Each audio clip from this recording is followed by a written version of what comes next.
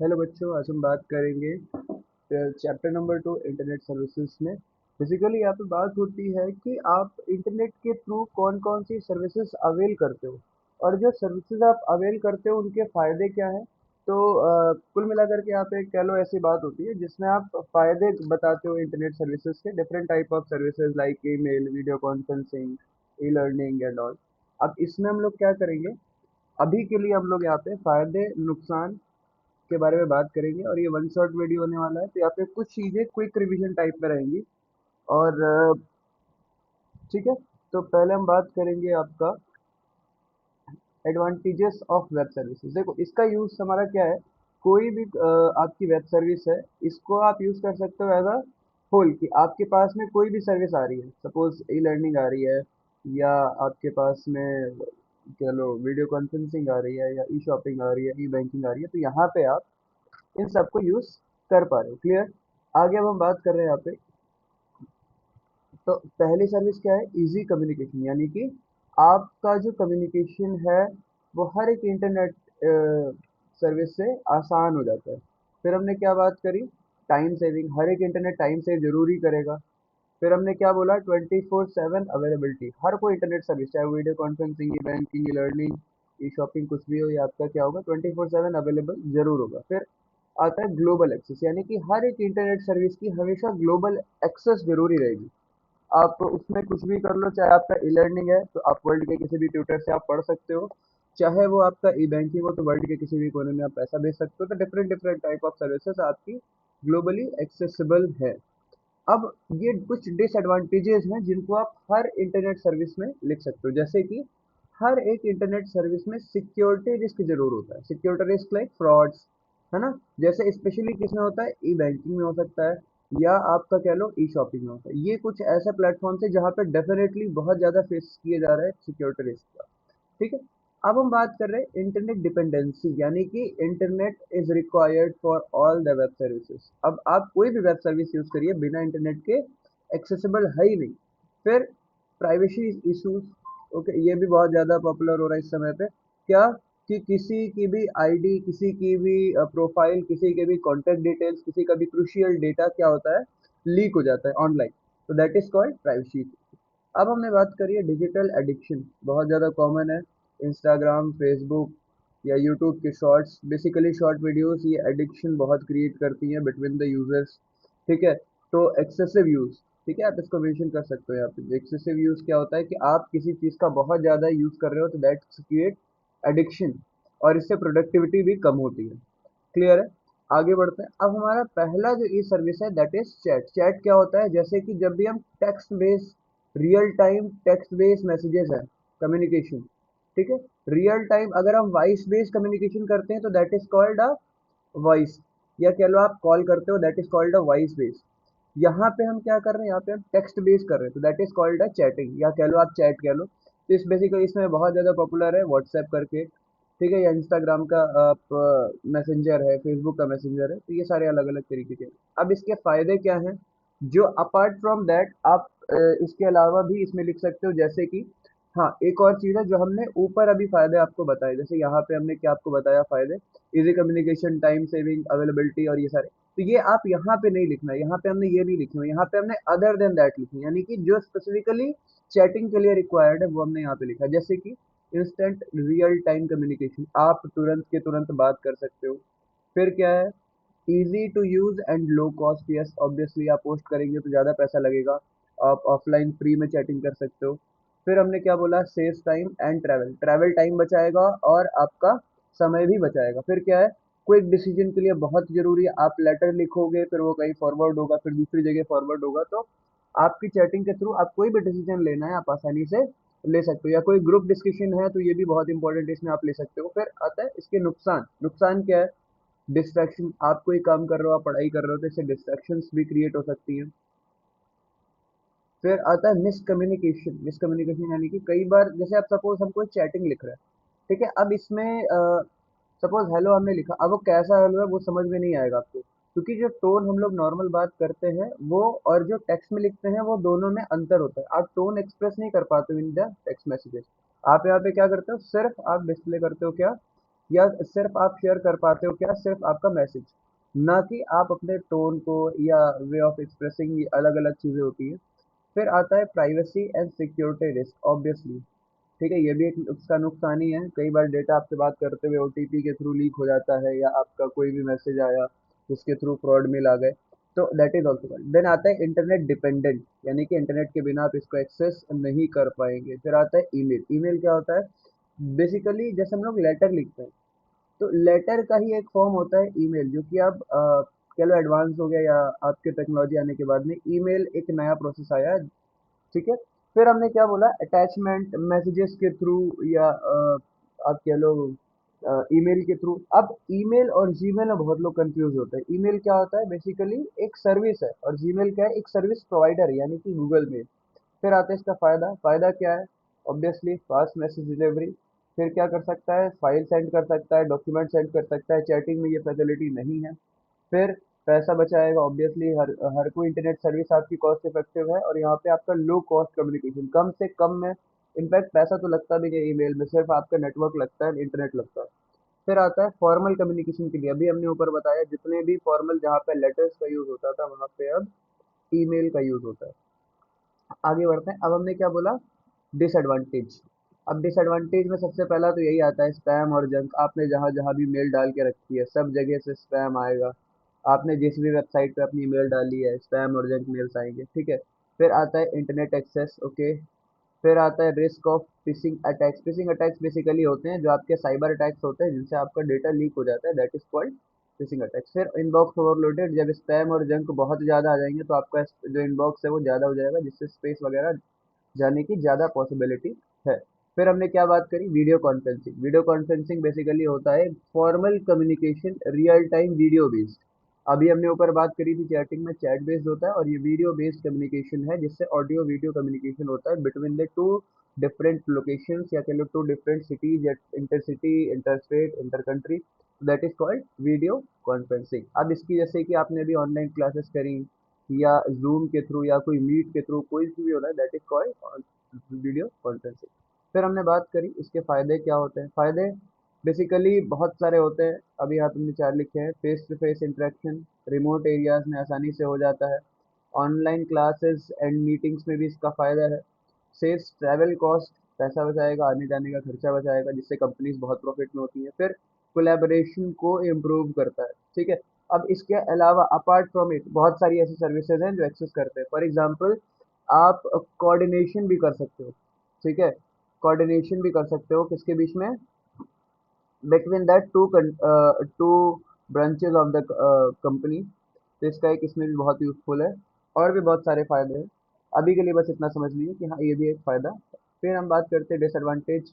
Internet speed सब में लिखा हुआ है। टेक्निकल इश्यूज में अकर, यानी कि कई बार आपकी जीमेल स्लो वर्क करेगी, रिस्पॉन्ड नहीं करेगी, या नेटवर्क इश्यूज आएंगे, तो इसकी वजह से आप वीडियो कॉन्फ्रेंसिंग नहीं कर पा रहे हो। या कई बार नेटवर्क स्पीड अच्छी नहीं है, जिसके थ्रू आप रियल टाइम में जो आपको बात कन्वे करनी है वो नहीं कन्वे कर पा रहे हैं।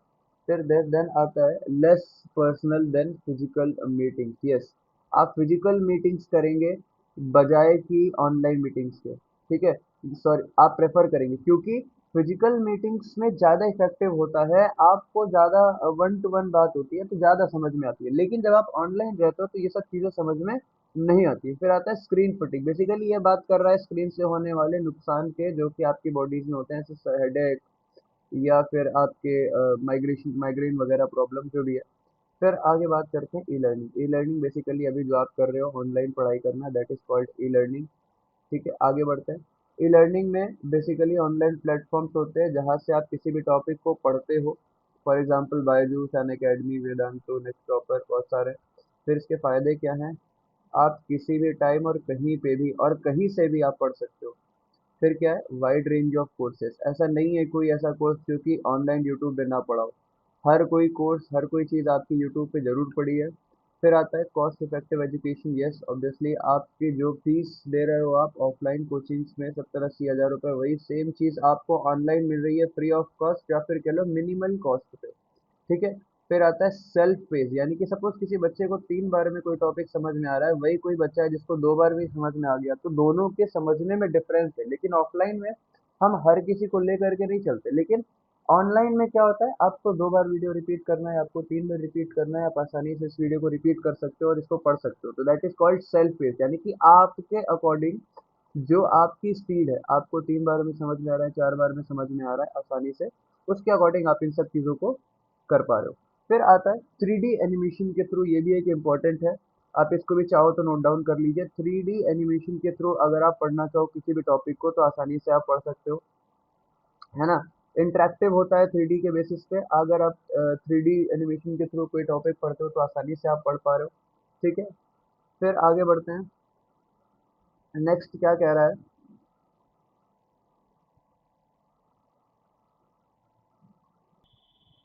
ओके, तो हम यहाँ पे बात कर रहे थे बेसिकली ई ई बैंकिंग की।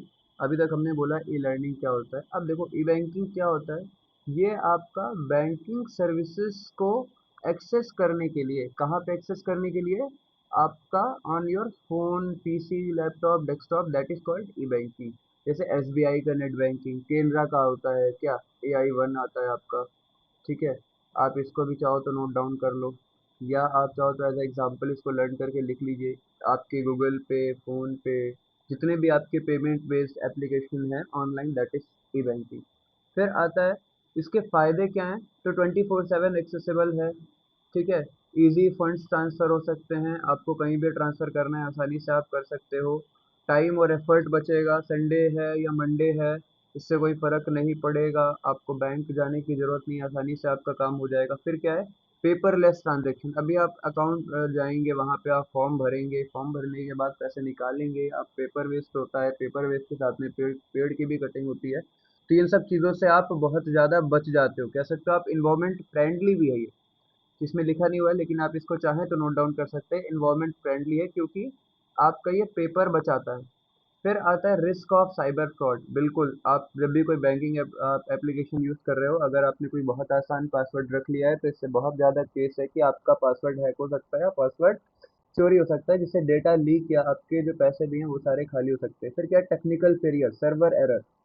कई बार, अभी हमने फर्स्ट चैप्टर में डिस्कस किया है सर्वर क्या होता है, सर्वर कई बार रिस्पॉन्ड नहीं करता है, जिसकी वजह से ट्रांजेक्शन्स या पेमेंट्स नहीं हो पाते। दूसरा, digital literacy. Digital literacy basically होती है कि जब कोई आदमी, किसी को कंप्यूटर चलाना आता ही नहीं है, या कोई ऐसा आदमी है जिसको एटीएम मशीन तक नहीं पता है कौन सी होती है, तो that is called digital literacy. यानी कि आपको एटलीस्ट इतना पता होना चाहिए कि एटीएम पे यूज कैसे करते हैं, या आपको एटीएम लगाना कैसे है, ये सारी चीजें अगर आपको नहीं पता, यानी कि आप डिजिटली इलिटरेट हो, या किसी को फोन चलाना नहीं आता है, तो that is also a digital literacy. फिर आता है प्राइवेसी कंसर्न, बहुत इंपॉर्टेंट है कि आपका जो भी डेटा है वो सिर्फ आप तक रहे, किसी और के पास में ना जाए। फिर ई शॉपिंग, ई शॉपिंग सभी लोग सामान मंगाते हैं ऑनलाइन, यानी कि बाइंग गुड्स और सर्विसेज, याद रखिएगा, ई शॉपिंग में सर्विसेज इंक्लूडेड होती हैं, यानी कि आपको कोई भी सर्विस चाहिए आप इसमें इंक्लूडेड है। ठीक है, जैसे कि फॉर एग्जांपल आपको कहीं पे जाना है तो आपको अपॉइंटमेंट करवानी है, तो ये भी इसी में ही आ जाएगा। ठीक है, बाय यूजिंग वेबसाइट्स या फिर एप्स। हाँ, अब एग्जांपल इसमें क्या होता है, क्वेश्चन कई बार पूछ लेता है कि आपकी which of the following is an e shopping website, MCQs में आ जाता है। तो एमसीक्यूज में आपको एंड में देखना है डॉट कॉम है या नहीं है। अगर डॉट कॉम नहीं है तो आपको उसमें डोमेन नेम देखना है। डोमेन नेम में आप क्या देखेंगे, क्या कोई पॉपुलर यूज सर्विस है जो कि आप यूज कर रहे हो या आप जिसके बारे में जानते हो। फिर आते हैं इसके फायदे, शॉप फ्रॉम होम, घर बैठे शॉपिंग कर सकते हो, वाइड रेंज ऑफ वैरायटी। बिल्कुल, आप दुकान पे जाएंगे आपको सेम प्राइस में कम वैरायटीज मिलेंगी। सपोज आपको 10,000 का फोन चाहिए तो ऑफलाइन में आपको इतनी वैरायटीज नहीं मिलेंगी जितनी ऑनलाइन मिल जाएंगी। फिर हाई प्राइस कंपैरिजन, यानी कि सपोज अब आप दुकान पे जा रहे हो, आपको सामान खरीदना है, 10,000 का फोन है, लेकिन आपको ऑफलाइन में आपको बोलेगा भैया 2,000 और बढ़ा लीजिए, हम आपको इससे अच्छा फोन दिखा रहे हैं। लेकिन अगर आपको ऑनलाइन में देखना है तो आपको सेम प्राइस पे अच्छा वैरायटी का फ़ोन, अच्छी क्वालिटी का फ़ोन आसानी से मिल जाएगा। फिर आता है फ्री डिलीवरी फैसिलिटी, कई बार होती है। ठीक है, हाँ, कई लोग इसको आप कह सकते हो कि इसको नहीं भी लिख सकते हो क्योंकि कई बार डिलीवरी चार्जेस पेबल होते हैं, इसको हम डिसएडवांटेज में भी इंक्लूड कर सकते हैं, कोई डाउट नहीं है। लेकिन कई बार फ्री डिलीवरीज भी होती हैं तो इसका एक एडवांटेज भी आप लिख सकते हो। फिर इसमें आप एक चीज़ हमने पढ़ाई थी क्लास में, आपको जगह रिव्यूज़ के थ्रू या रेटिंग्स के थ्रू, बहुत इंपॉर्टेंट है। आप किसी भी तरीके का प्रोडक्ट खरीद रहे हो, रेटिंग्स के थ्रू, रिव्यूज के थ्रू आपको खरीदने का बहुत ज़्यादा एडवांटेज मिलता है, फ़ायदा मिलता है कि किसी ने कोई स्किन केयर प्रोडक्ट अगर यूज़ किया हुआ है तो आप आसानी से उसको आप देख सकते हो या खरीद सकते हो। फिर आगे बढ़ते हैं। अब इसके नुकसान क्या होंगे? बिल्कुल नो फिजिकल चेक। आप उसको फिजिकली टच नहीं कर सकते, उसको देख नहीं सकते हो कि आखिर वो प्रोडक्ट की क्वालिटी कैसी है। कई बार डिलीवरीज में टाइम लग जाता है, जिससे हमारा कोई इंपॉर्टेंट काम है वो छूट जाता है। फिर क्या है, ऑनलाइन फ्रॉड होने का रिस्क बहुत है। आपके सामने कोई घर के आ जाए और आपसे बोले कि भैया हमें आपने कोई प्रोडक्ट मंगाया है और आप हमें ओटीपी बताइए, लेकिन आपने ओटीपी बता दिया, तो इससे फ्रॉड एक हो सकता है। फिर रिटर्न और रिफंड इश्यूज बिल्कुल होते हैं। आप कई बार प्रोडक्ट ऑर्डर किया, उसको रिटर्न करने में या रिफंड लेने में बहुत प्रॉब्लम फेस करनी पड़ती हैं। फिर नेक्स्ट सर्विस आते हैं, दैट इज ई रिजर्वेशन, यानी कि जब आप कहीं पे जाए बिना या फिर टिकट को बुक करने की जो भी प्रोसेस है, that is called E services. ठीक है, ई ई रिजर्वेशन।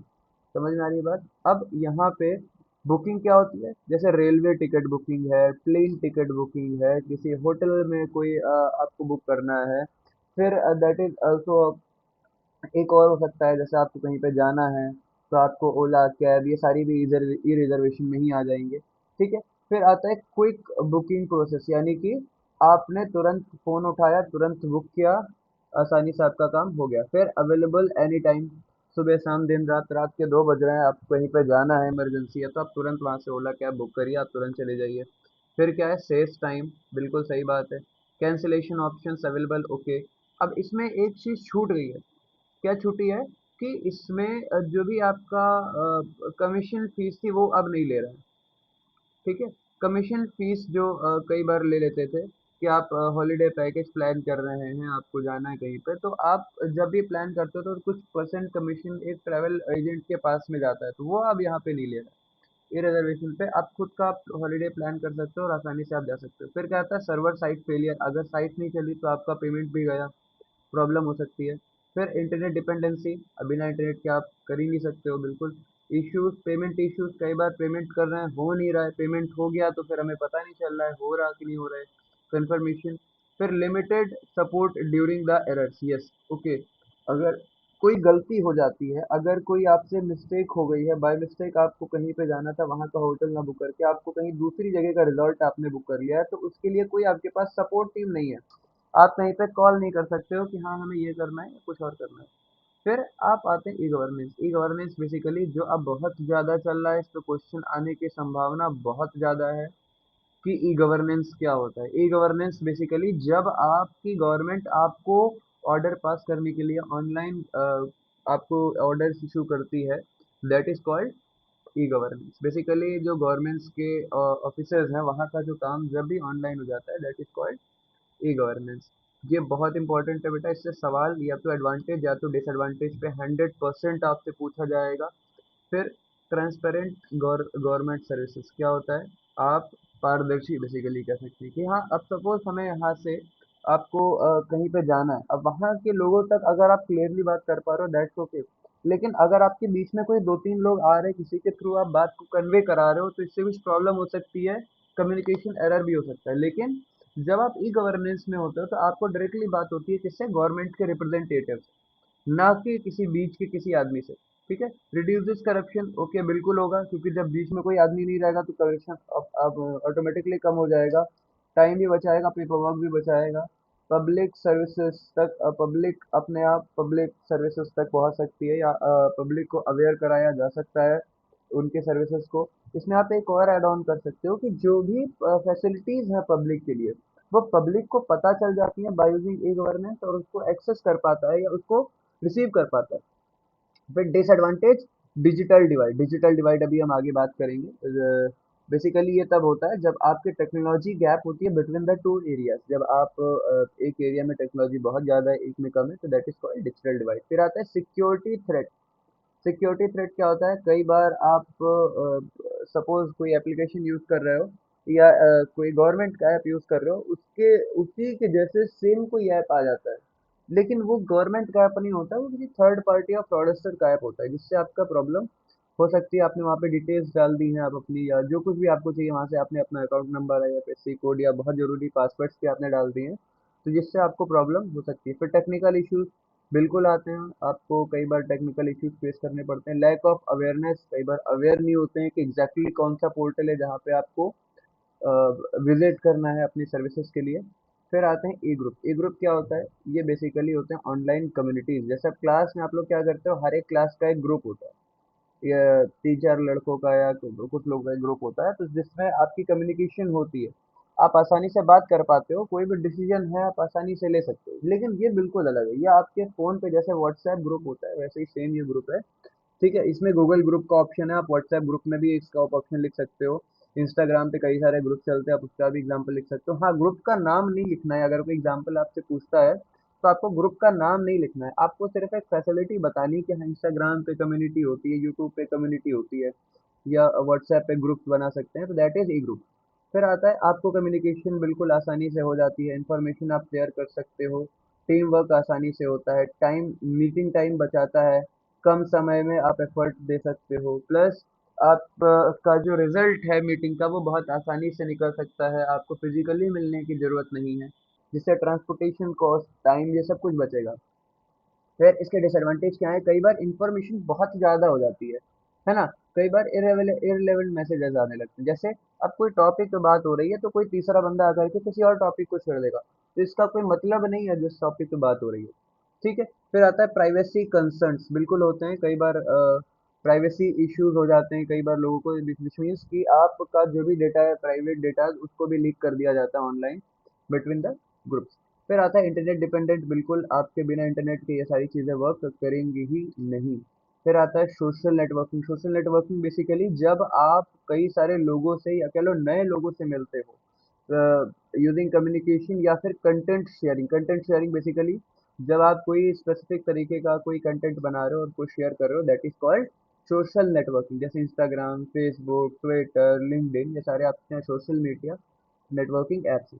अब इसमें क्या है, ग्लोबली लोगों को कनेक्ट करता है, इंफॉर्मेशन शेयर करने में मदद मिलती है, अवेयरनेस होती है, और मार्केटिंग कैसे करी जाती है, एंटरटेनमेंट और नेटवर्किंग दोनों साथ में होती है। बिल्कुल आप नए लोगों से मिल सकते हो, ग्लोबली नए लोगों से मिल सकते हो, जिससे आपका बिजनेस एक्सपेंड हो सकता है, बिजनेस में बहुत ज़्यादा हेल्पफुल है ग्लोबली एक्सपेंड करने के लिए।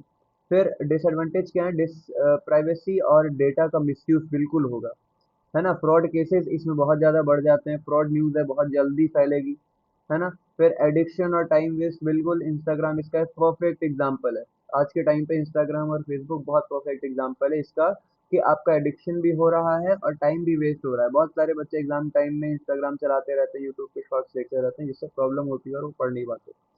फिर स्प्रेड ऑफ फेक न्यूज़, यानी कि आपके व्हाट्सएप ग्रुप में या इंस्टाग्राम पे, अभी हम जिसकी बात कर रहे थे, कि किसी ने कोई वीडियो बना करके डाल दी कि यहाँ पे कोई दंगा हो रहा है, लेकिन वहाँ पे एक्चुअली कुछ भी नहीं हो रहा है। तो ये जो न्यूज़ है, नेगेटिव न्यूज़, ये बहुत जल्दी फैल जाती है ऑनलाइन। फिर आता है साइबर बुलिंग, बिल्कुल होती है। कई बार कोई बहुत बड़ा कंटेंट क्रिएटर है, वो छोटे से कंटेंट क्रिएटर को साइबर बुली करता है कि अरे तुम्हें तो कुछ आता ही नहीं है, तुम बहुत कम फॉलोअर्स है तुम्हारे, दैट्स ऑल। फिर अब बात करते हैं हम लोग मोबाइल टेक्नोलॉजीज क्या होती है।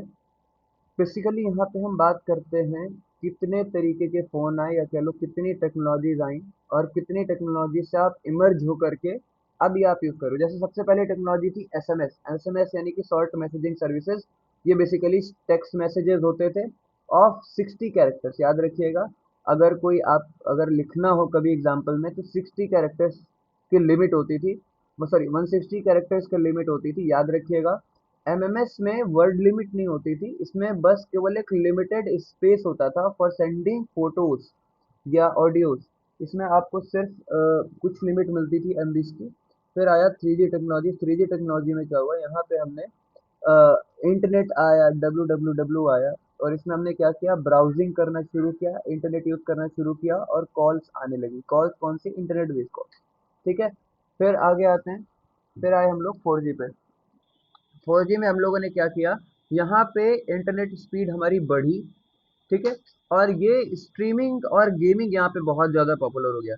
ये था एरा हमारा मिड ऑफ द 2010 अप्रोक्स कह सकते हैं, 2010 से लेकर के 2015-16 के बीच का ये एरा था। यहाँ पे यूट्यूब वीडियोस आ गए और यहाँ पे कुछ ऐसे कंटेंट क्रिएटर्स आए जो कि अभी भी चल रहे हैं। ठीक है। फिर आया 5G। 5G अभी भी चल रहा है। 5G में हमने क्या किया, यहाँ पे अल्ट्रा फास्ट नेटवर्क जो कि अभी चल रहा है, बहुत तेजी से डाउनलोडिंग और अपलोडिंग स्पीड होने लगी। यहाँ पे थोड़ी कम थी और यहाँ पे बिल्कुल थी नहीं, बहुत जीरो थी। यहाँ पे बहुत 1 MB का वीडियो भी 1 घंटे लगते थे डाउनलोड करने में, और अभी कितने जीबी की आपकी वीडियो है, इमेज है, सब कुछ आपका डाउनलोड हो जाता है, उससे कोई फर्क नहीं पड़ता है। ठीक है। लो लेटेंसी, लेटेंसी बेसिकली होता है कि आप कितना डिले कर रहा है। ठीक है। एडवांस एप्लीकेशन में बिल्कुल डिले नहीं होता है। ठीक है। स्मार्ट सिटीज में होता है। फिर स्मार्ट सिटीज भी बहुत आसानी से इनसे बनी है, इसीलिए ये स्मार्ट सिटीज बनी, इसीलिए मेट्रो वगैरह बहुत आसानी से चल पा रही है, क्योंकि अब 5G आए, और 5G से आप टेक्नोलॉजी को, आपको कोई भी मैसेज करना है आप आसानी से कर पा रहे हैं। आपको कोई भी चीज़ को मैसेज भेजना है, कोई वीडियो डाउनलोड करनी है, कोई वीडियो अपलोड करनी है, इससे बहुत आसानी मिलती है आपको अपलोड करने में। तो दैट्स ऑल। अगली वीडियो में हम लोग बात करेंगे कुछ ऐसे टॉपिक्स की जो कि डेफिनेटली आते ही आते हैं, और आगे के लिए फिर हम मिलते रहेंगे। That's all. Thank you, class.